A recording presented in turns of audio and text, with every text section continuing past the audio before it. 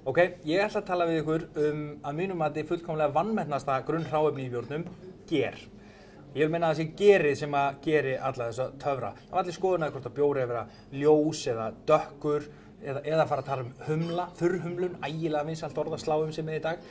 En það er gerið sem skiptir öllu máli. Það er gerið sem gefur okkur alveg ofboðslega mismunandi og mikla bragðtóna. Og síðast en ekki síst að þá er það náttúrulega gerið sem að breytir kolvetnum í korninu í alkohól. Og það er gerið sem að ákvarða það hvort að bjórinn sé lager, öl eða villigerjaður. Þannig að lagerbjór, það þekki allir lagerbjór.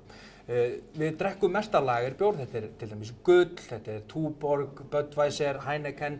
Hann gerjast við lágt hitastig, er svona léttur og sprækur og ekkert of krefjandi og við erum öll mjög hrifin af honum. Og svo er það ölger, það yfirgerjast, það gerist við hærra hitastig og þar af leiðandi er bjórinn líka svona flóknari, meira bragð á honum, svona fleiri bragðtónar.